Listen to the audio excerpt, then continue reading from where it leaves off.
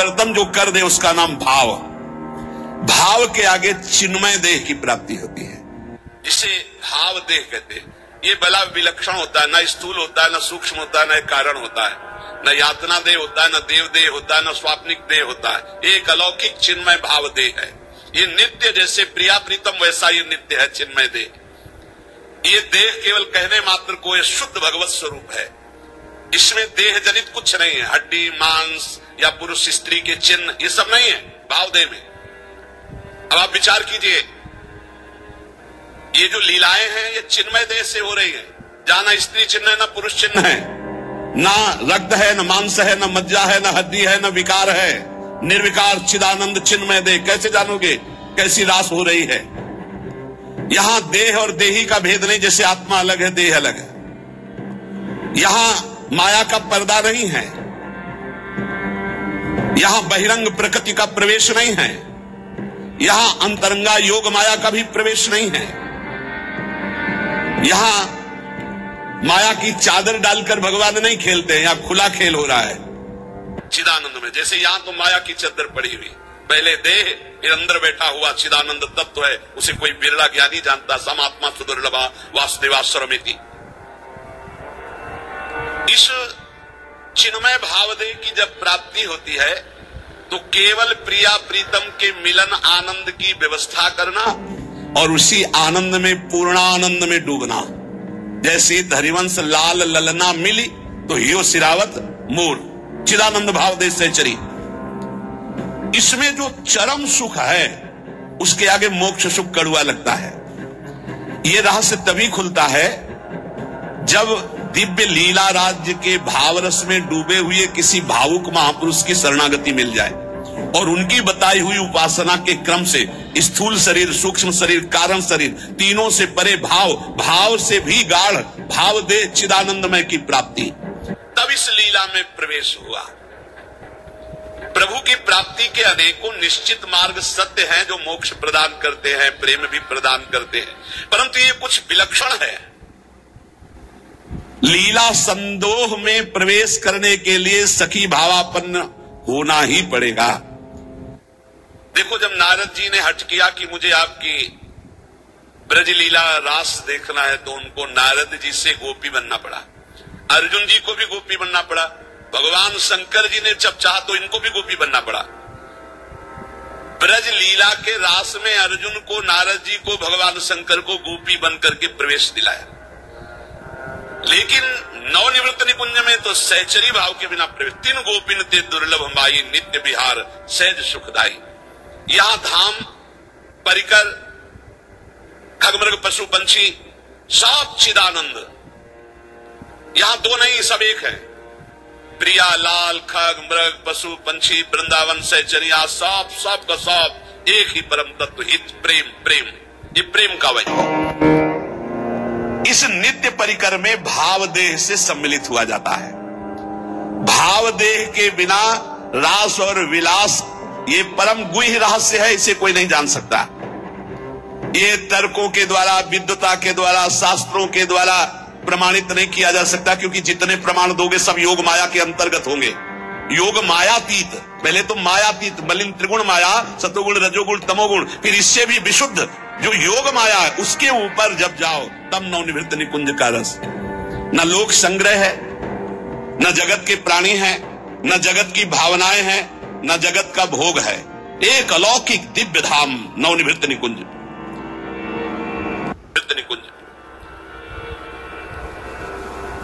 जहां एक से भिन्न कुछ भी नहीं, न लोक, न जगत, न प्राणी, न वस्तु, न सूर्य, न चंद्रमा, न शरीर, सब चिदानंद, सब प्रेममय। वृंदावन प्रेममय, खगमृग पशु पंछी प्रेममय, यमुना जी प्रेममय, प्रियालाल प्रेम के खिलौना दो खेलत है प्रेम, प्रेम प्रेम प्रेम। और चिदानंद देह को सुन चुके हैं आप, निर्विकार स्त्री पुरुष चिन्हों से रहे। चिदानंदमय देह तुम्हारी, विगत विकार जान अधिकारी। नित्य दिव्य रसमयी रासलीला का रहस्य ये माया मुग्ध मानव किसी भी तरह से नहीं जान सकता। हृदय में जब तक कोई भी वासना है तब तक प्रियालाल को कोई नहीं जान सकता। रास के ज्ञान को जानने के लिए ब्रह्मज्ञानी भी नहीं परिपूर्ण है कि ब्रह्म ज्ञान हो गया तो रास का ज्ञान उससे हो जाएगा। बड़ा खींचातानी करके कहते हैं आत्मविलास हो ऐसा, ये अलग देश है। अगर ये खींचातानी वही ज्ञान से होता तो परम ज्ञानी जो महान पुरुष श्री सुखदेव जी हैं वो सीधे आत्मविलास का वर्णन करते। जगत के विषयों से त्याग वैराग उपरति, मोक्ष सुख का त्यागी, वो रास रस का अधिकारी जो पुरुष होता है उसकी स्थिति का वर्णन करते हुए कहते हैं जहां किंचन मात्र भी मैं का ख्याल ही नहीं रह गया। देखो रास में प्रवेश पाने वाले भाव देह को प्राप्त हुए महापुरुष की स्थिति कैसे होती, वो देख रहा है मेरे द्वारा होता जो कुछ करते वो सारा भगवान, मैं न रहा मेरा न रहा, करता कौन कहां अभिमान, ढांचा एक बना रखा है अपने से ही अपने काम, नियमित सब चलते कल पुर्जे होती दिखती क्रिया तमाम। केवल ढांचा दिखाई दे रहा है, अंदर सिर्फ भगवान बैठे हुए हैं। अब जो कुछ हो रहा है वो सिर्फ भगवान कर रहे हैं। ढांचा दिखाई दे रहा है व्यक्ति का, वो अंदर बैठा है परमात्मा, वही सब कुछ करा रहा है। तुमने जो कहलाया मुझसे वही कहा मैंने अविकल, तुमने जो करवाया मुझसे वही किया मैंने निश्चल, तुमने जो सिखलाया मुझको सीखा मैंने वही सकल, तुमने जो दिखलाया मुझको देखा मैंने वही अकल। ये जो कुछ भी कहा क्रिया सीखा देखा मैंने प्रीतम, सो सब तुमने ही अपने में अपनी की लीला उत्तम। तुमने जो कहलाया मुझसे वही कहा मैंने अविकल, तुमने जो करवाया मुझसे वही किया मैंने निश्चल। ये उस जो भावदेव को प्राप्त हो रहा है, किंचन मात्र हम नहीं रह गया, वो देख रहा है प्रभु करा रहे हैं। मन मत कैसे होते मुझ में जब मैं ही हूं नहीं स्वयं, बना तुम्हारा सुख सदन तुम्ही से रहते हरदम। मन बुद्धि चित्त हम सब कुछ आपने अपहरण कर लिया, अब कार्य तो आपके द्वारा हो रहे हैं। तो शब्द में त्रुटि हो सकती, हाईजैक कहते, हाईजैक कहते, कर लिया हाईजैक भगवान ने, पूरा सिस्टम हाईजैक कर दिया। मन बुद्धि चित्त अहंकार इंद्रियां सबको भगवान ने, अब वो दिखाई दे रहा है केवल ढांचा करता हुआ, लेकिन क्रिया। किसी ने प्रश्न किया, हाँ ये आपको मन परेशान करता है जैसे हम लोगों को परेशान करता है? था, परेशान करता था जब मेरा मन था, तब जब मेरा मन था तब परेशान करता था, और जब उनका मन हो गया तो अब आनंद देता है, परेशान नहीं करता है, अब आनंद देता है। क्या स्थिति होती है? मेरे मन में नित प्रविष्ट रहे ईश्वर का मन करता काम, ईश्वर के मन के ही होते उदय दिव्य संकल्प ललाम। अब जो मेरा मन था उसमें ईश्वर का मन आकर बैठ गया। अब जो संकल्प विकल्प हो रहे हैं, अब जो क्रियाएं हो रही, जो भी बात हो रही, जो प्रश्न उत्तर हो रहे, जो चेष्टा हो रही, वो ईश्वर के द्वारा हो रही, वो किसी जीव के द्वारा नहीं हो रही। जीव के द्वारा किसी का परिवर्तन नहीं होता, ध्यान रखना। जो इसमें मैं था उसका अपहरण कर लिया गया, और उस मैं पे जो मैं है वो बैठ गया, अब अपना कार्य वो कर रहा है। रहा न मेरे मन में कुछ भी ईश्वर के मन के अतिरिक्त, रहता सदा इसी से वो मधुरमय भगवद रस से अभिषिक्त। अब मेरा मन नहीं रह गया, अब प्रभु के मन ने हमारे मन पर पूरा का पूरा अधिकार करके बैठ गया। तो प्रेम रस अभिषिक्त मन, सूखे मन में काम क्रोध लोभ मोह मद मत्सर होते, भगवत रस से अभिषिक्त मन में नहीं होते। परेशान भूखा आदमी करता है, तृप्त आदमी तो आराम करता है। अब श्री राधा जुग चरण निवास अब तृप्त हो गया, अब इसके भागने की जगह नहीं बची है। मेरे मन को नित्य बनाए रखते प्रभु निज मन का यंत्र, करते उससे अपने मन की मनमोहन वे परम स्वतंत्र। रहा न कोई मुझ में करने वाला अब असुचि विचार, अंतर्द्वंद मिट गए सारे मिटे मोह के सभी विकार। एक ने कहा कि हमने आपको जान लिया। नहीं भाई, नहीं जान सकते। छाती से लगे रहो फिर भी नहीं जान पाओगे, छाती से लगोगे फिर भी नहीं जान पाओगे, वचन से लग जाओगे तो जान जाओगे, वाणी को पकड़ लो उसके अनुसार चल दो तो जान जाओगे, नहीं जान पाओगे। प्रभु के मन में निज को खोकर मन हो गया अमन मेरा, उठा असत आशा तृष्णा का ममता का सारा डेरा। अमना हो गया मन, कुछ नहीं चाहिए, कुछ नहीं चाहिए। जब बहुत बड़ी वस्तु मिल जाती है तो उसके पाने के बाद कुछ पाना बाकी नहीं रहता, उसके जानने के बाद कुछ जानना बाकी नहीं रहता। एक बार चित्त को लगाओ तो, एक बार प्रभु में लगाओ, फिर जब प्रभु तुम्हारे चित्त को स्वीकार कर लेंगे तो क्रीड़ा करते अब मन में स्वयं प्रीतम इच्छा अनुसार करते रहते नित्य उसमें, उससे वे अब स्वच्छंद विहार। अब मन रूपी भवन में हमारे प्रीतम स्वच्छंद विहार कर रहे हैं। जितनी भी मलिनताएं थी, जितनी भी इच्छाएं थी, वो प्रभु से विमुख होने के कारण, और जब प्रभु पधारे मन में सब अपने आप खत्म, क्रियाएं वैसे ही हो रही। मेरा जो कुछ था सब ही पर हुआ, एक उनका अधिकार, वे ही अब सब कुछ बने, प्राण हृदय मन प्राणाधार। भगवत प्रेमी महात्मा के प्राण कौन? प्रभु। मन कौन? प्रभु। तो प्राणाधार कौन? प्रभु। हृदय कौन? प्रभु। स्वयं प्रभु बन जाते।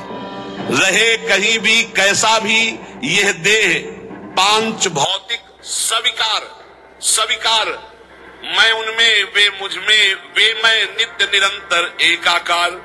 ये भावदेव में पहुंचने की स्थिति। मेरे द्वारा बोल रहे हैं केवल मेरे श्री भगवान, मेरे द्वारा छेड़ रहे हैं वे मीठी मुरली की तान। मेरे जीवन में अब तो एकमात्र उनका ही स्थान, अतः उन्हीं का होता मुझ में क्रिया नित्य क्षुद्र महान। क्रिया क्षुद्र हो या महान हो, वे उन्हीं भगवान से हो रही। अब मैं मेरा कहीं अस्तित्व नहीं रह गया। इस स्थिति में भाव का प्रादुर्भाव हो जाता है और भाव देह की प्राप्ति हो जाती है। तो कह रहे इस लोक में आराध्य देव से भिन्न कहीं भी जिसकी ममता नहीं है, उसके लिए कोई संसार नहीं है, उसके लिए कोई प्राणी नहीं है, यहां तक कि अपना भी अस्तित्व नहीं रह गया। देखो साधना को समझिए, अपना भी अस्तित्व नहीं रह गया, तब वो नित्य दिव्य रास लीला का रहस्य उसके हृदय में स्वयं प्रकाशित हो जाता है। ये माया मुग्ध मानव अपनी बुद्धि लड़ाकर रास को समझना चाहे तो कदापि नहीं। कौन अधिकारी है? बोले जिसका इस लोक में कोई भी नहीं है, अपनी ममता कहीं नहीं है, जगत में पूरे ना कोई प्राणी पदार्थ में, यहां तक कि अपना भी अस्तित्व खो गया, वो रास का अधिकारी। इसीलिए कई बच्चा के पेट, बच्चा बन जाओ, आचार्य शरणागत हो जाओ, स्थिति वो प्रदान कर देंगे। हृदय में जब तक थोड़ी भी वासना का अंधकार है, वो इस रास के ज्ञान से आलोकित नहीं हो सकता है। जगत के विषयों से त्याग वैराग्य उपरति के अनंतर रसिक महापुरुष की विशिष्ट कृपा, तब वो रास रहस्य का ज्ञाता होता है। श्री श्यामा श्याम की किंचित कृपा से रहस्य प्रकाशित होता है। ये लोक लोक नहीं रह जाता, मृत्यु लोक नहीं रह जाता उसकी दृष्टि में, ये सब दिव्य वृंदावन हो जाता। कहीं भी हो रहे उसकी दृष्टि वृंदावन में ही रहती, उसका दिव्य रास लोक अलग अलौकिक उसके नेत्रों में छाया रहता है। हमारा हृदय तो वासना से ग्रस्त है, दिव्य लोक की बातों पर विश्वास ही नहीं है, पाप की तरफ ही आकर्षण है, यही सुख दिखाई दे रहा है, इस माइक जगत को ही सत्य मान रहे हैं। अरे अभी माइक जगत को त्याग करके योग माया के आवरण को भेद करके आगे बढ़ना। रास में जहां श्री श्यामा श्याम व्यवधान रहित अद्भुत रास रंग में मगन है, ये माया का आवरण और योग माया का आवरण हटे बिना वहां प्रवेश नहीं होता है। वहां का वस्त्र, वहां के शरीर, वहां के खेल सब व्यवधान रहित, मायातीत, योग मायातीत, दिव्य प्रेममय है। वस्त्र भी प्रेम के, वस्त्राभूषण भी प्रेममय।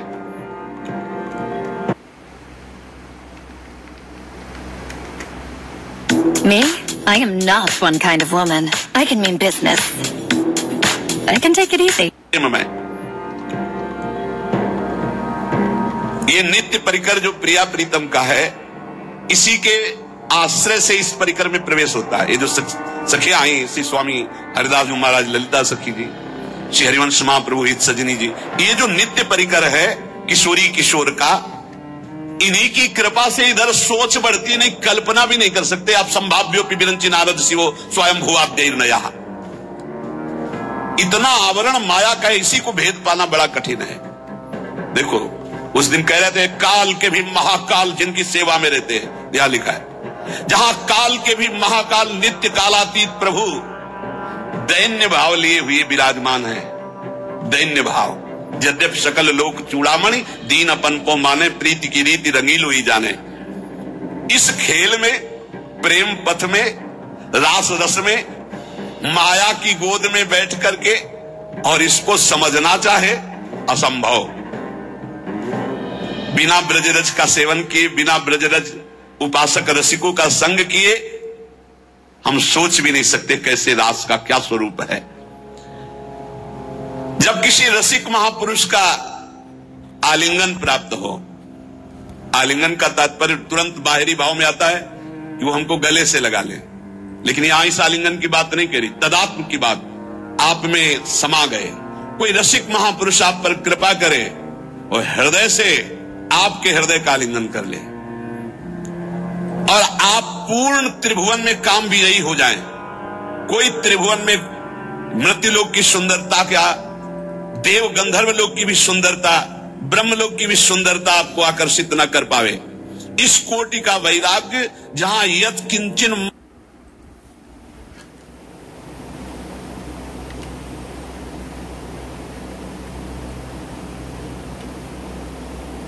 ब्रह्मलोक तक का कोई भी भोग आकर्षण न पैदा कर पावे, वो इस मलिन माया को पार करके ठीक उस रास लीला परम धाम की तरफ जाने का अधिकारी होता है। कितनी ऊंचाई चाहिए, इसीलिए बच्चा बन जाओ।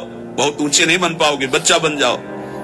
साधारण मानव समाज अपने धर्म में तो चल नहीं पा रहा, वर्णाश्रम धर्म की तो बात ही दूर हो गई, वैदिक सिद्धांतों तक तो पहुंच ही नहीं हो रही है। धर्म का जब तक पालन नहीं, तब तक पाप वासना भ्रष्ट किए हुए कैसे कोई समझेगा प्रिया प्रीतम की बात। इसीलिए बड़े भाग्यशाली हैं अपने लोग जो प्रिया प्रीतम की बात कथन, ये सब महामहिम बातें ये सुनने को नहीं मिलेंगी, नहीं मिलेगी। आजकल श्रवण कथन का स्वरूप ही बजा रहा है, एक उपहास, एक मनोरंजन, एक ऐसा। ये जो मायाकृत है, कैसे जानेंगे रास, कैसे जानेंगे भगवान की प्रेम विलास को। अरे भक्त तो धर्म राज्य, वैदिक सिद्धांत राज्य, यहां तक कि मोक्ष पदवी से ऊपर उठा हुआ प्रेम राज्य में जब पहुंचता, तब ये दिखाई देता है रास क्या है, राधा कृष्ण का स्वरूप क्या है। भावलीला में मानवीय कर्म चेष्टा का प्रवेश ही नहीं है। ये मानव जगत आदर्श के शिखर तक मानव कर्म पहुंचते हैं, रासलीला में नहीं। ये रासलीला भावलीला है, ये भाव देह से होती है। जैसे ब्रज में जो रास हुई, जब भगवान श्री कृष्ण की बंसी बजी तो सब गोपियां भगवान श्री कृष्ण के समीप पहुंची, तो हर गोपी अपने पति के पास सोई हुई थी, जहां जो जैसी थी व्यवस्था में। शरीर से एक भी गोपी नहीं गई। पूज्य महाराज भाई जी महाराज कह रहे, गोपी अपने अपने पति पुत्रों के पास थी, मानव देह मानव के पास था, और भाव देह चिदानंद में दिव्य रूप से वो भगवान के समीप गई, रास में सम्मिलित हुई। ये स्थूल सूक्ष्म कारण देह नहीं थे, भाव देह चिदानंदमय स्थिति गोपी की। चिन्मय देह भाव देह में दिव्य अलौकिकता होती, उसमें स्त्री पुरुष के चिन्ह ये सब भाव नहीं होते। इस माया देह को वहीं छोड़ दिया था अपने अपने घरों में, और सब भाव देह से पहुंची हुई थी। पूज्य भाई जी महाराज इसमें आत्माराम श्री कृष्ण का आलिंगन आत्मा से होता, देह से नहीं। वो आत्मदेह स्वरूपा गोपांगनाएं थी, इसलिए प्रभु को जो रास विलास में तो कहा स्वप्रतिबिंब विभ्रमा, जैसे बालक अपने प्रतिबिंब से खेलता है। अर्थात सब श्री कृष्णमयी चिदानंद देहधारी गोपियां थी, कोई लौकिक स्त्रियां नहीं थी।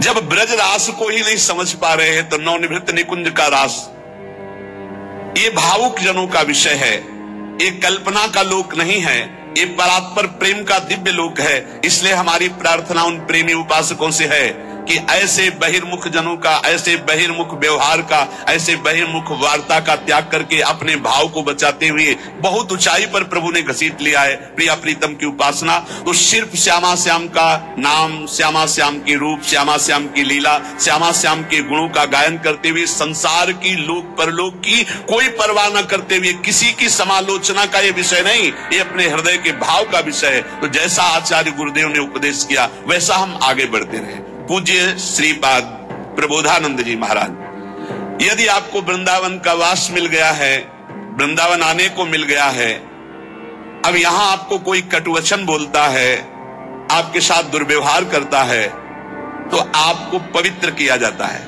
कल एक प्रश्नकर्ता ने प्रश्न किया कि हम प्रायः बहुत महापुरुषों को देखें कि बहुत बुरा कष्ट भोगना पड़ता है संतों को, ऐसा क्यों? बड़े बड़े पापी हैं ऐसे, उनको कुछ नहीं कष्ट होता, और संत जो भजन कर रहे हैं उनको बहुत ही कष्ट होता है, ऐसा क्यों होता है? ऐसा इसलिए होता है, उसके दो कारण होते हैं।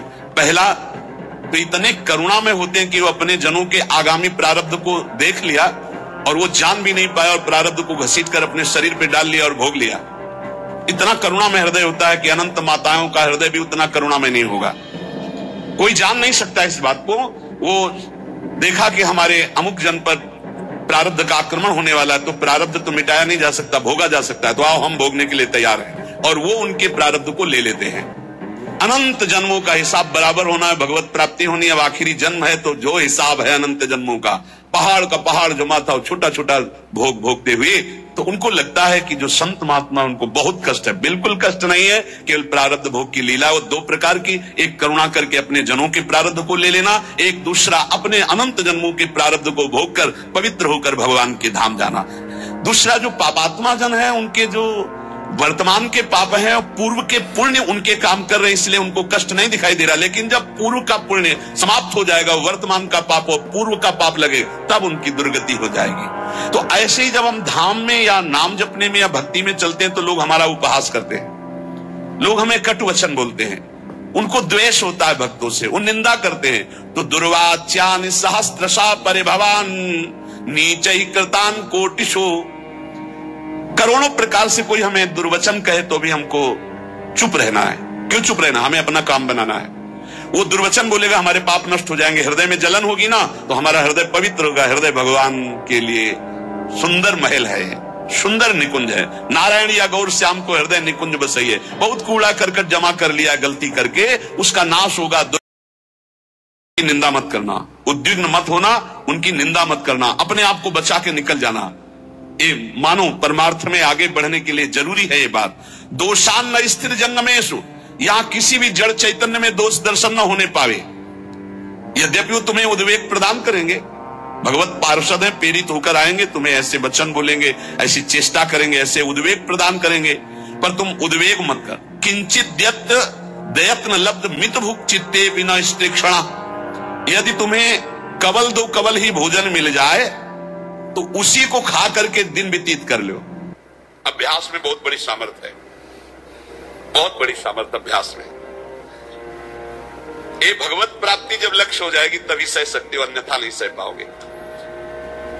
अगर कवल दो कवल भी भोजन मिल जाए तो उधर में डाल लिया, पूरा दिन व्यतीत। कवल दो कवल तो बहुत होता है, 3-4 दिन में कभी ऐसे गुड़ मिल जाता था ना गंगा किनारे, गुड़, तो गुड़ पाके एक कमंडल जब गंगा जल पीते थे तो ऐसे भगवान की तरफ, कितने कृपालु भगवान हो, ऐसे एकांत में भी आप हमारे उदर पोषण को देते हो। आज तुम 3 बार पाते हो, एक बार भी भगवान हृदय से जय नहीं बोलते होगे, हृदय से जय नहीं बोलते होगे कि कितने कृपालु प्रभु आप हो, आप कितना प्यार करते हो। कभी रोते हो प्रभु के प्रति? कितना प्यार है प्रभु का, हर व्यवस्था है, लेकिन कभी एकांत में जय जयकार हृदय से नहीं कर, ये आपकी कितनी अपार कृपा है नाथ हम पर।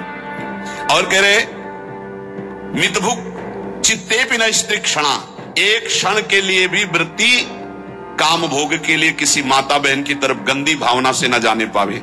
धाम में वास करते हो, ऐसी गलती ना होने पावे। श्री राधा मुरली धरोज्वल यशहा शृण्वन् गृह्णन् संस्मरन् यो वृंदावन मावसेन मधुर धीर धन्याय तस्मै नमः। जो हर समय राधा मुरलीधर का निरंतर नाम जप करता है, यशोगान करता है, किसी माता बहन की तरफ काम भाव से एक क्षण भी नहीं देखता है, थोड़ा कवल दो कवल मिल जाए उसी से काम चला लेता है, रात दिन भजन में है पर लोग उसे गाली देते हैं, लोग उसको दुर्वचन बोलते हैं पर वो कुछ नहीं बोलता, सह जाता है, तो श्रीपाद कह रहे हैं धन्याय तस्मै नमः, वो धन्य हो गया, मैं उसे नमस्कार करता हूं। ऐसा हमारा जीवन श्रीधाम वृंदावन के प्रति समर्पित हो, निरंतर नाम जप करें और जो भाव में झांकी आ रहे उसे कल्पना मत मानो, बहुत रोमांचित हो कि प्रभु पधारे, प्रियालाल हमारे ध्यान में आ रहे, और जैसा तुम्हारा गाढ़ ध्यान होता जाए किसी से कभी कहना मत कि स्वप्न में भगवान आए हैं या हमारे ध्यान में भगवान आए हैं, आज तो हमने ऐसा अनुभव किया, वैसे कुछ मत बोलो। परमार्थ की अनुभूतियां छुपाने से आगे बढ़ती हैं, अगर हम जरा भी बोल दिए तो उसी दिन से बंद हो जाएंगी।